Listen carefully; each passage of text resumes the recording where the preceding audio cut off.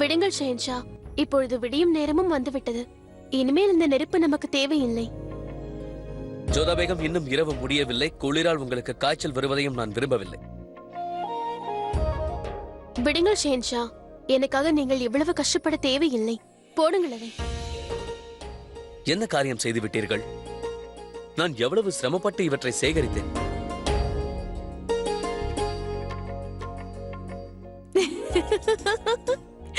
இப்போது எதற்காக சிரிக்கிறீர்கள்? 4 விறகுகள் கீழே விழுந்ததற்கு உங்களுக்கு இவ்வளவு கோபமா? அது நான் இதற்கெல்லாம் ஒரு ஷெஹன்ஷா அவர்கள் கோபித்துக் கொள்வது சரியான செயல் அல்ல. புரிந்ததா? நான் இப்படி செய்வது தங்களுக்காக தான் ஜோதா பேகம். உங்களுக்கு காய்ச்சல் வந்தால் என்னால் தாங்க முடியாது.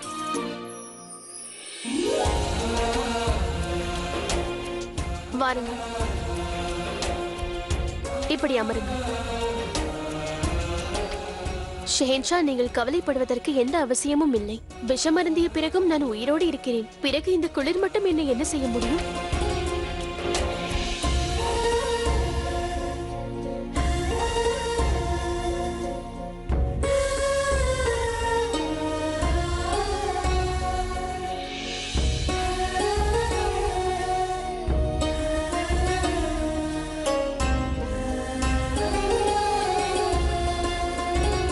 நீங்கள் எதற்காக விறகுகளை தட்டிவிட்டீர்கள் என்று இப்போதுதான் புரிகிறது. நான் வேலை செய்வதற்காக நீங்கள் ஒன்றும் கவலைப்படவில்லை. ஏன் அவ்வாறு கூறுகிறீர்கள்? நான் கூறியது சரிதான் ஜோதா பேகம். நான் வேலை செய்து சோர்வடைவதால் உங்களுக்கு கவலை இல்லை. உண்மையான காரணம் வேறொன்று இருக்கிறது. நீங்கள் ஏன் இப்படி செய்தீர்கள் என்றால்... ஏன் செய்தேன்? நீங்கள் என் அருகில் வந்து அமர்வதற்கும் பிறகு என் கைகளை பற்றிக் கொள்வதற்காகவும் தான் இப்படி செய்தீர்கள். அதற்காகத்தானே தாங்கள் நெருப்பை அணைத்து விட்டீர்கள். ஏனென்றால் இது நல்ல சந்தர்ப்பம். அருகில் யாரும் இல்லை. இந்த சந்தர்ப்பத்தை தாங்கள் பயன்படுத்திக் கொள்ள விரும்புகிறீர்கள். நானும் அருகில் இருக்கிறேன். இதையெல்லாம் வெளியில் கூறாமல் நன்றாக பயன்படுத்திக் கொள்கிறீர்கள். அப்படியெல்லாம் ஒன்றுமில்லை.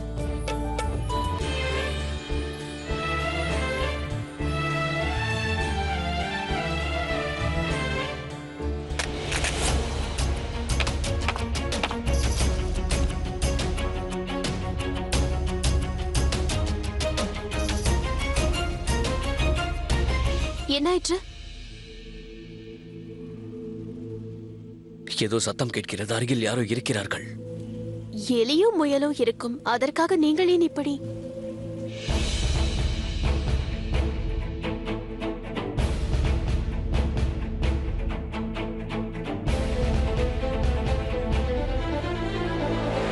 யார் நீங்கள்? இங்கு என்ன செய்கிறீர்கள்? ஐயா, நாங்கள் தீர்த்த யாத்திரைக்கு சென்று கொண்டிருக்கிறோம். களைப்பாக இருந்ததால் சற்று ஓய்வெடுக்கிறோம். சரி, குதிரையில் வந்திருக்கிறீர்களே, நீங்கள் யார் என்று கூறுங்கள். என்னை பற்றி நீங்கள் பிறகு தெரிந்து கொள்ளலாம். இந்த நேரத்தில் இங்கிருப்பது பாதுகாப்பானது அல்ல என்று முதலில் தெரிந்து கொள்ளுங்கள். இது கொள்ளைக்காரர்களின் பகுதி. உங்களுக்கு பிரச்சனை இல்லை என்றால் நீங்கள் என்னுடன் வரலாம். என் வீடு அருகில் தான் உள்ளது. நீங்கள் இரவில் ஓய்வெடுத்துவிட்டு காலையில் செல்லலாம். பயப்படாதீர்கள், அங்கு நிச்சயம் பாதுகாப்பு உள்ளது. இவரை நம்பலாம் என்று நினைக்கிறேன். நாம் இவரோடு செல்லலாம். தங்களுக்கு மிக்க நன்றி. இந்தாருங்கள்.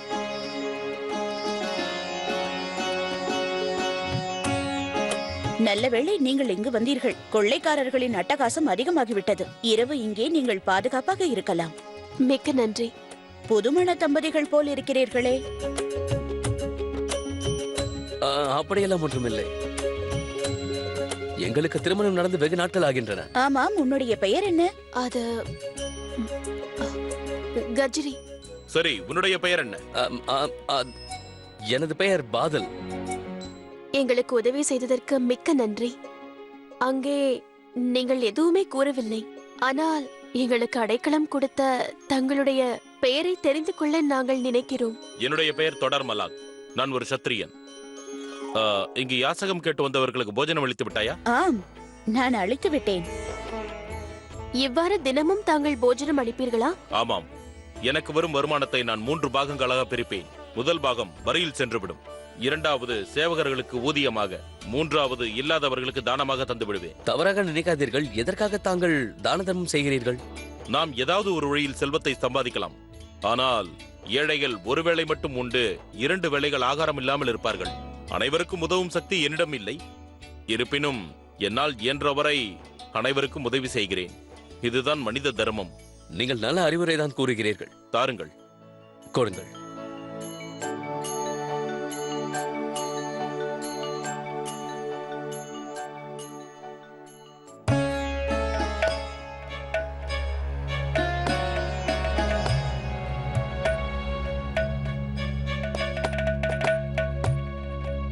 தாங்கள் தவறாக நினைக்கவில்லை என்றால் உங்களிடம் ஒன்று கேட்கலாமா? இந்த ஓவியம் யாருடையது? இது சேஷா சூரி அவர்களுடைய ஓவியம். இவர்தான் இன்றைய பாட்ஷா ஜலாலுதீனின் தந்தை பாட்ஷா உமாயுனை வென்றவர்.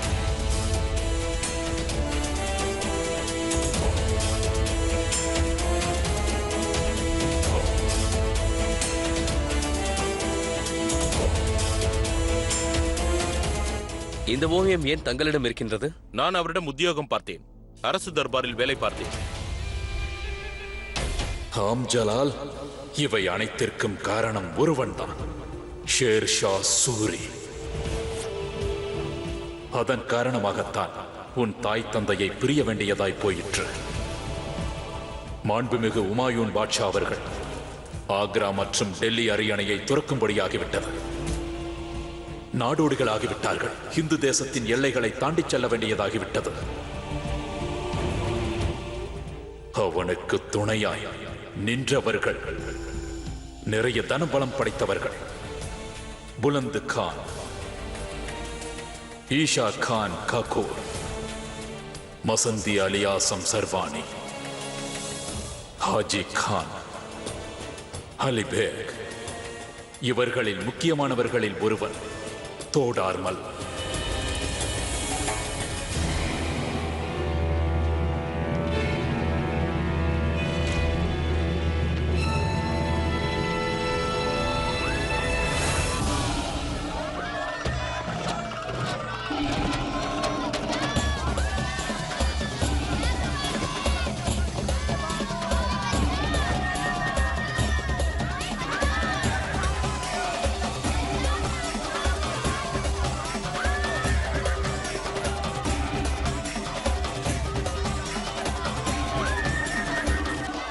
கொள்ளையர்கள் வந்து விட்டார்கள்.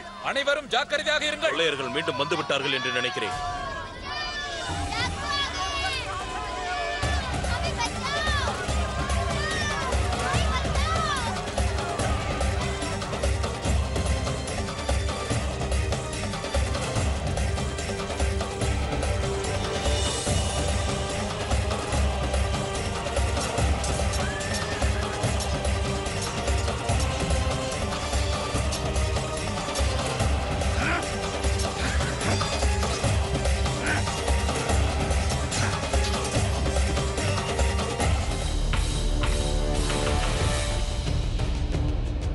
பார்த்தீர்களா, கொள்ளையர்கள் அட்டகாசம் செய்கிறார்கள். இதனால் தான் தங்களை வெளியே தங்க வேண்டாம் என்று நான் கூறினேன். அவர்கள் இந்த கிராமத்தையே தாக்கிக் கொண்டிருக்கிறார்கள். நான் சென்று பார்த்து வருகிறேன். நானும் உங்களோடு வருகிறேன். வேண்டாம், நீங்கள் என் விருந்தினர். உங்கள் உயிரை ஆபத்தில் தள்ள முடியாது. அனைவரையும் பாதாள அறைக்கு அழைத்துச் செல். வாருங்கள் என்னோடு, வாருங்கள்.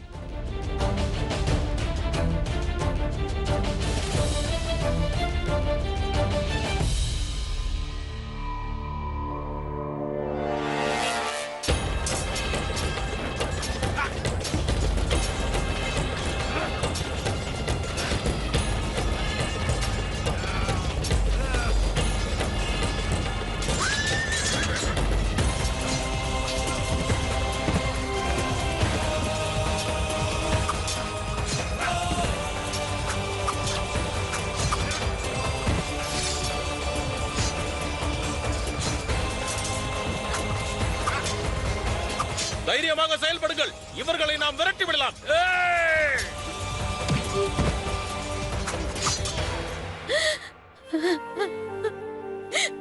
கடவுளே, என் கணவரை காப்பாற்று.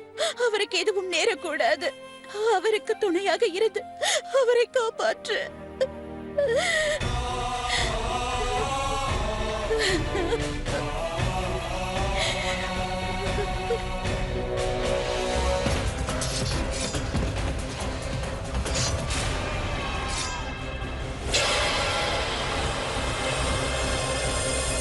தொடர்மல், வாளை கீழே போட்டுவிடு. இல்லை என்றால் உனது உயிர் போய்விடும். சரணடைந்து விடு. முடியாது. ஒரு வீரன் சரணடைவதை விட உயிரை துறப்பது மேலாக நினைப்பான். அவ்வாறென்றால் சரி, பலியாகிவிடு. சண்டை இன்னும் முடியவில்லை.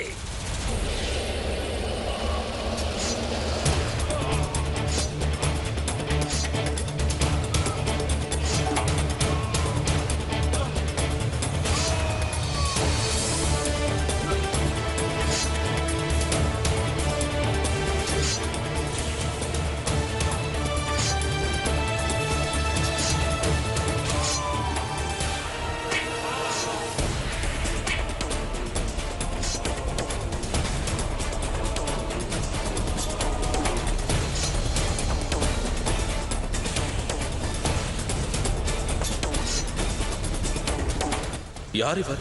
இவரின் வாழ்வீச்சு ஒரு வழிபோக்கனை போல் தெரியவில்லை. இவர் நம்மிடம் பேரை மாற்றி கூறியுள்ளார்.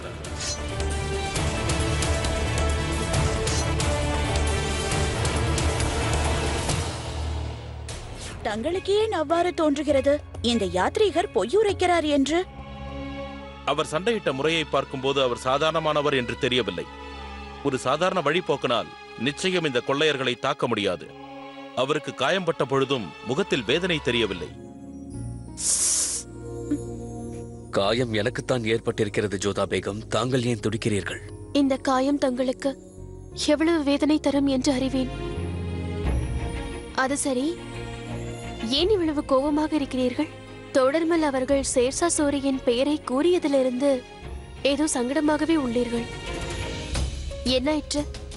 என்னிடம் ஏதோ மறைக்கிறீர்கள். அவர் தன்னுடைய அடையாளத்தை மறைக்கின்றார். அவர் பாதல் அல்ல, ஏதோ ஒரு முகலாயர். அவர் மிகப்பெரிய முகல் வீரர். அவர் சண்டையிடும் போது அவருடைய வாள் காற்றை கிழித்து எழுப்பிய ஓசை. அவர் நிச்சயம் முகலாய சேனைகளில் உயர்ந்த பதவியில் இருக்க வேண்டும். எனக்கு என்ன தோன்றுகிறது என்றால் அவர் அவர் என்ன? யார் அவர்? அவருடைய பெயர் டோடல்மல். அவர் ஷேர்ஷா சூரியிடம் வேலை பார்த்து வந்தவர் என்று கான் பாபா என்னிடம் கூறியிருந்தார். அவர் என் தந்தையாரின் எதிரியாவார். என் தந்தையார் அரியணையை இழந்ததற்கு இவரும் ஒரு முக்கியமான காரணம் ஜோதா பேகம். உண்மை என்னவென்றால் இந்த காயத்தினால் எனக்கு வலி ஏற்படவில்லை. அதிகமான வலி என் இதயத்தில் இருந்துதான் ஏற்படுகிறது. எனது ரத்தம் கொதிக்கின்றது. எனக்கு மிகவும் வெட்கமாக இருக்கிறது. எனது தந்தையாரை ஊர் ஊராக சுற்ற வைத்தவரின் வீட்டில் தஞ்சம் புகுந்ததை நினைத்து எனக்கு வெட்கமாக இருக்கிறது. அந்த சேர்சார் சேரி என் கணவருக்கு மிகவும் இன்னல்களை கொடுத்தார். இறைவனடி சேர்ந்து எனது கணவரும் மறைந்து வாழ வேண்டியதாயிற்று. அந்த புறத்தில் இருந்த பல பேகங்கள் சேர்சார் சோரிக்கு அடிபணிய வேண்டியதாயிற்று. கடைசியில் அந்த பேகங்களுக்கு என்னவாயிற்று? அனைத்து பேகங்களையும் ஆக்ராவிற்கு அனுப்புவதென்று சேர்சார் சோரியே முடிவெடுத்தார். அவர்களில் ஒரு நல்ல மனிதரும் அங்கிருந்தார். அந்த நல்லவரின் உதவியால் தான் அனைத்து பேகங்களும் கௌரவமான முறையில் ஆக்ரா செல்ல முடிந்தது. அப்படியா? அந்த உத்தமரின் பெயர் என்ன அண்ணி? தோடர்மல். அவர் மீது கோபமாக இருக்கும் பொழுது எதற்காக அவருக்கு உதவி செய்தீர்கள்? ஏனென்றால் நான் ஒரு ஷெஹன்ஷா. என்னுடைய ராஜ்யத்தில் யாருக்காவது ஏதாவது பிரச்சனை என்றால் அவர்களை காப்பாற்றுவது என்னுடைய கடமையாகும். அது மட்டுமல்லாமல் அவர் இரவை கழிக்க நமக்கு இடமும் கொடுத்திருக்கிறார். அதனால் அவர் கொல்லப்படுவது எனக்கு பிடிக்கவில்லை. அதனால்தான் பாதல் என்ற பெயரில் நான் அவருக்கு உதவினேன். அவருக்கு எனது நன்றி கடனையும் நான் செலுத்தினேன். ஆனால் விரைவிலேயே ஒரு ஷெஹன்ஷாவாக நான் மீண்டும் இங்கே திரும்ப வருவேன். அப்போது என் குடும்பத்தை ஹிம்சித்த இவனை நான் நிச்சயம் பழிவாங்கி தீருவேன்.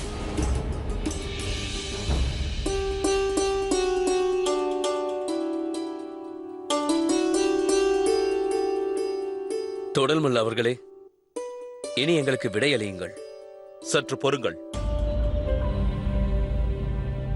இந்த பல்லக்கு தங்களுடைய மனைவிக்காக. இரவு பெரிய போராட்டம் நடந்துவிட்டதால் நீங்கள் சரியாக ஓய்வெடுத்திருக்க முடியாது. ஆகையால் இந்த பல்லக்கை நீங்கள் ஏற்றுக்கொண்டால் நான் மகிழ்ச்சியாக இருப்பேன். பரவாயில்லை, இது எனக்கு தேவைப்படாது. ஆமாம், நாங்கள் பொடிநடையாக நடந்தே சென்று விடுவோம். ஏற்கனவே எங்களுக்கு இரவு தங்குவதற்கு உதவி செய்திருக்கிறீர்கள். இல்லை என்றால் என்னவாக இருக்குமோ தெரியாது. வெளியே இருந்திருந்தாலும் பாதுகாப்பாக இருந்திருப்பீர்கள். உங்களுடைய கணவர் ஒரு மாபெரும் உன்னத வீரர். மனைவியாரே, நாம் இனி புறப்பட்டால் நல்லது. இன்னும் ஒரு கணம் பொறுமையாக இருங்கள்.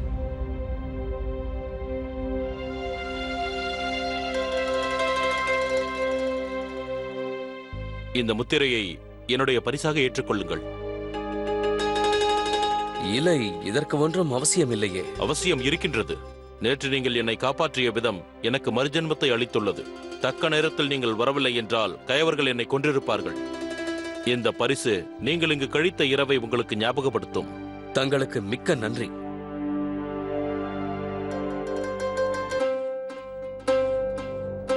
இது பார்ப்பதற்கு ராஜமுத்திரையை போல் உள்ளதே. ஆம், முகலாயர்களின் முத்திரைதான். இதை இறைவனடி சேர்ந்த உமாயின் அவர்களே பரிசாக அளித்தார். உங்களுக்கா? ஏன்? ஆம், சேஷா சூரியிடம் யுத்தம் நடக்கும் போது சில பேகங்கள் அங்கு மாட்டிக்கொண்டார்கள். அந்த பேகங்களை ஷெஹன்ஷா உமாயூன் அவர்களிடம் ஒப்படைக்கும்படி என்னிடம் ஒப்படைக்கப்பட்டது. நான் பேகங்களை பத்திரமாக உமாயூன் அவர்களிடம் சேர்த்த போது அவர் நன்றி கூறி இந்த பரிசை எனக்கு வழங்கினார். அதை இன்று நான் நன்றி கூறி உங்களுக்கு வழங்குகிறேன். ஆனால் ஷெஹன்ஷா தான் உங்களுக்கு எதிரி அல்லவா? பிறகு எதற்காக இப்படி செய்தார்? நான் சேஷா சூரியின் பக்கம் இருந்தது உண்மைதான். ஆனால் உமாயூன் அவர்களை எதிரியாக நான் எப்போதும் பார்த்ததில்லை. நாங்கள் யுத்தம் செய்தது எங்களுடைய அரசருக்காக, ராஜ்யத்திற்காக, இடத்திற்காக. ஆனால் எதிரியுடைய குடும்பத்தை நாங்கள் எதிரியாக பார்ப்பதில்லை. நாங்கள் எவ்வாறு கௌரவத்தை எதிர்பார்ப்போமோ அதே கௌரவத்தை அவர்களுக்கும் அளிப்போம். அவர்களிடம் வெறுப்பை காட்டுவதில்லை. அதோடு யுத்தம் முடிந்த பிறகு அந்த வீரனையும் எதிரியாக பார்க்க மாட்டோம். ஷெஹன்ஷாவின் குடும்பத்தின் பாதுகாப்பை என்னுடைய கடமையாக நான் பாவித்தேன். நீங்கள் கூறுவது மிகவும் சத்தியமான வார்த்தைகள் தான். நீங்கள் சிறந்த வீரர், ஒப்பற்ற மனிதர். நீங்கள் அளித்த இந்த அடையாளத்தை நான் மறக்க மாட்டேன். நீங்கள் அனுமதித்தால் நாங்கள் சென்று வருகிறோம். சரி, வாருங்கள் செல்வோம்.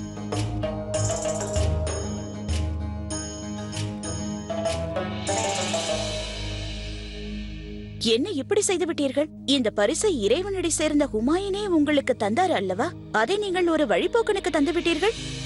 தந்தையுடைய பொருளை நான் மகனுக்கு அளித்தேன், அவ்வளவுதான். என்ன? ஷெஹன்ஷா ஜலாலா? இது தங்களுக்கு எப்படி தெரியும்? நேற்று இரவு இவர் அறையின் பக்கமாக போய்க் கொண்டிருந்தேன்.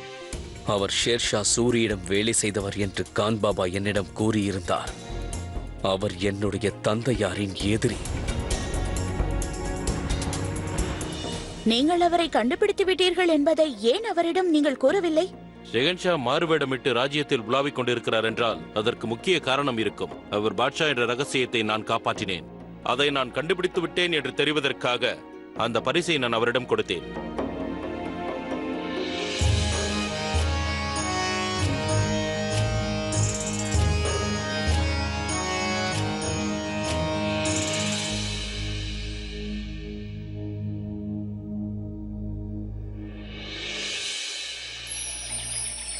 ஐயா, ஒரு புதுமண தம்பதிகள் தங்களை தரிசிக்க வந்திருக்கிறார்கள். வரச் சொல்.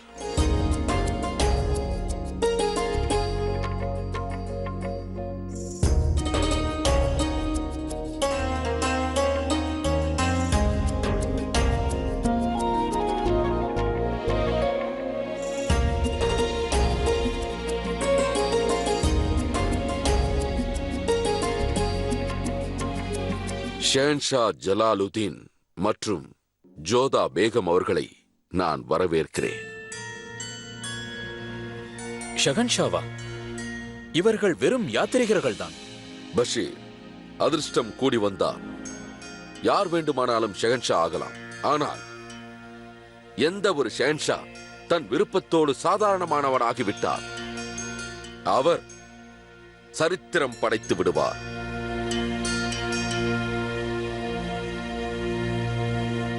ஆம், இவர்தான் நான் கூறிய ஷெஹன்ஷா ஜலாலுதீன் முகமது.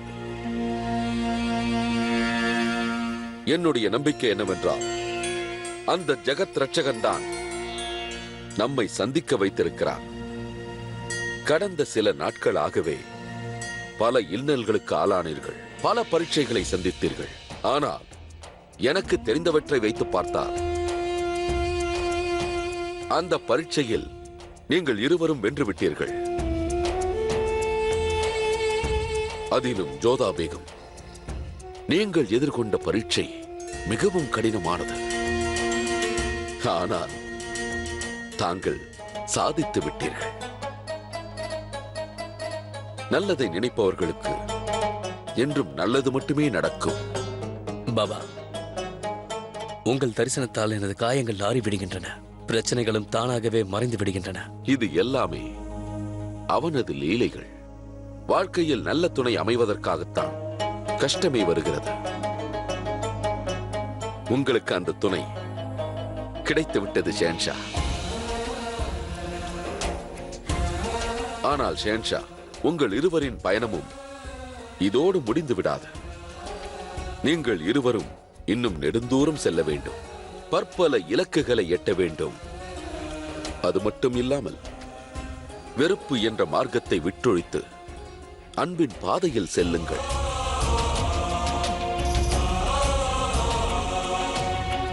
ஆனால் ஜோதா பேகம், தாங்களோ முகலாய பேரரசிற்கே விடியலை தரப்போகிறீர்கள். நீங்கள் ராஜமாதா ஆகப் போகிறீர்கள்.